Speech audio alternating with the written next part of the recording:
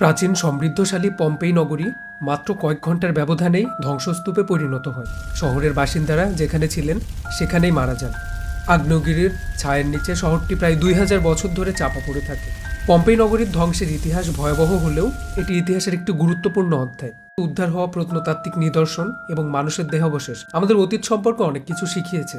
আজকে আমরা আলোচনা করব পম্পেই নগরীর শেষ দিন নিয়ে। সাথে থাকুন, আপনারা দেখছেন রেডিয়াম অফিসিয়াল।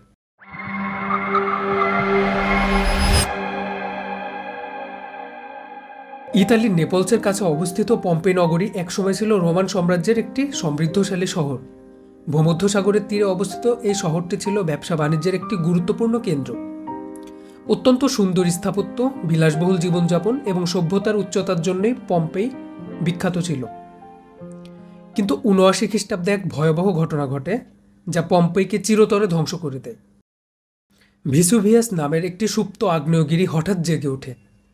আকাশ কালো ধোঁয়ায় ঢাকা পড়ে যায়, আগুনের গোলা ফেটে চুরমার হয়ে যায়, গলিত লাভা নেমে আসে পাহাড় থেকে। পম্পেইবাসীরা আতঙ্কিত হয়ে পালানোর চেষ্টা করে, কিন্তু আগ্নেয়গিরির বিস্ফোরণ এতটাই ভয়াবহ ছিল যে তাদের পালানো সম্ভব হয়নি। 79 খ্রিস্টাব্দের কথা। অনেক দিনের মতোই সরগরম ছিল সেদিনের বাজার। বাসায় গৃহিণী অথবা দাসদাসীরা নিজ নিজ কাজে ব্যস্ত। সরাইখানাগুলোতেও মানুষের ভিড়। সৈন্যেরা যুদ্ধের জন্য অনুশীলন করছে, কিন্তু কে জানতো ওই দিনটাই নগরীর জন্য ধ্বংসের দিন হয়ে থাকবে। মাত্র 18 ঘন্টায় পুরো পম্পেই শহর ঢাকা পড়ে গিয়েছিল আগ্নেয়গিরির লাভায়। হাজার হাজার মানুষ জীবন্ত অবস্থায় সেই লাভায় ঢাকা পড়েছিল। এই শহরের ঠিক পাশেই ছিল ভিসুভিয়াস পর্বত, আগ্নেয়গিরির মধ্যে যাকে সবচেয়ে ভয়ঙ্কর বলা হয়। হঠাৎ বিস্ফোরণ হলো, ঘুমন্ত আগ্নেয়গিরি জেগে উঠল। ধোঁয়া, গলিত লাভা, ছাই পুরো পম্পেই নগরীতে আছড়ে পড়তে লাগলো। যারা বাসায় ছিলেন তারা বাড়ির মধ্যে আটকা পড়ে মারা গেল। সেই আগুনের তাপে সাথে সাথেই মারা গেল রাস্তার অনেকে। 79 সাল থেকে 1599 সালের আগ পর্যন্ত এই নগরী ছায়ের নিচেই চাপা পড়েছিল। তারপর অবশেষে 1863 সালে ছায়ের ভিতর থেকে আবিষ্কার করা হয় সেই নগর এবং নগরের বাসিন্দাদের দেহাবশেষ। মানুষগুলোর ফুসফুস পুড়ে গিয়েছিল তাদের মাংসপেশিও। কয়েকদিন পর আগ্নেয়গিরির লাভা শক্ত হয়ে যায় এবং সেখানে থাকা দেহগুলো ধীরে ধীরে পচতে শুরু করে। পুরোপুরি পচে যাওয়ার পর সেখানে তৈরি হলো বাতাস আর হাড়ের মিশ্রিত একটা ফাঁকা জায়গা। সেই দেহাবশেষগুলো এয়ার পকেট আকারে থাকায় তা নিয়ে গবেষণা করা সম্ভব হচ্ছিল না। তাই বিজ্ঞানীরা একটি অভাবনীয় বুদ্ধি বের করলেন। তারা সেই ফাঁকা জায়গাগুলোতে প্লাস্টার দিয়ে পূর্ণ করে দিলেন। সেই প্লাস্টার শুকিয়ে গেলেই বেরিয়ে আসলো 2000 বছর আগের সেই নগরীর মানুষের আকৃতি, তাদের মৃত্যুর সময়ের করুণ দৃশ্য। প্লাস্টার হওয়ার পর দেহগুলো নিয়ে বিজ্ঞানীরা গবেষণা করার সুযোগ পেলেন। দেহগুলো পাওয়া গিয়েছিল দলগতভাবে, 3 জন বা 4 জন করে একসাথে ছিলেন। ধারণা করা হয় তারা একজন আরেকজনকে সাহায্য করতেই একসাথে ছিলেন। সে বডিগুলোকে স্ক্যান করা হয় এবং সে সম্পর্কে আরও বিস্তারিত তথ্য পাওয়া যায়। হাড়ের এক্সরে, ডিএনএ টেস্ট করে তাদের বয়স, লিঙ্গ সম্পর্কেও বিজ্ঞানীরা ধারণা পান।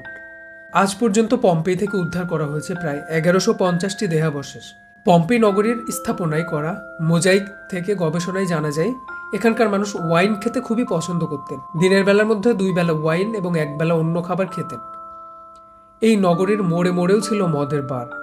পম্পেই নগরীতে জুয়া খেলা নিষিদ্ধ হলেও কঠোর আইন না হয় মানুষ ঠিক সেভাবে মানত না। এছাড়া পম্পেই নগরীর পাথরের অ্যাম্ফিথিয়েটার বিশ্বের অন্যতম একটি স্থাপনা। অ্যাম্ফিথিয়েটার বা ডাবল থিয়েটার ছিল ইতালির একটি আবিষ্কার। পরে রোমানরাও এই থিয়েটার তৈরি করতে শুরু করে। এই থিয়েটারে যে কোনো কর্নারে বসেই ভালোভাবে খেলা দেখা বা লড়াই উপভোগ করা যেত। পম্পেই নগরীতে অত্যাধুনিক পানি এবং ড্রেনেজের ব্যবস্থা ছিল। পৃথিবীর প্রাচীনতম অভিজাত জনপদগুলোর মধ্যে একটি ছিল এই পম্পেই নগরী। রোমান আর গ্রিক বণিকদের ব্যবসা বাণিজ্যের মূল কেন্দ্রও ছিল এটি। গত 300 বছর ধরে পম্পেই নগরীর এই ধ্বংসাবশেষ নিয়ে চলছে বিস্তর গবেষণা এবং অনুসন্ধান। হয়তো আরও অনেক রহস্য লুকিয়ে আছে এই ধ্বংসপ্রাপ্ত প্রাচীন নগরীতে। পম্পেই নগরী আমাদের অনেক কিছুই শিখিয়েছে। মাত্র কয়েক ঘন্টার ব্যবধানে একটি সমৃদ্ধশালী শহর কিভাবে ধ্বংসস্তূপে পরিণত হতে পারে, এই শহর আমাদেরকে সেই শিক্ষা দেয়। 1863 সাল থেকে আজ পর্যন্ত এই শহর নিয়ে প্রতিনিয়তই গবেষণা হচ্ছে এবং নতুন করে খনন কার্য চলছে। হয়তো এখনো অনেক রহস্য লুকিয়ে আছে এই ধ্বংসপ্রাপ্ত প্রাচীন নগরীতে। তাহলে এই ছিল আমাদের আজকের ভিডিও। দেখা হচ্ছে পরবর্তীতে নতুন কোনো ভিডিওতে। সেই পর্যন্ত ভালো থাকবেন, সুস্থ থাকবেন। আল্লাহ হাফিজ।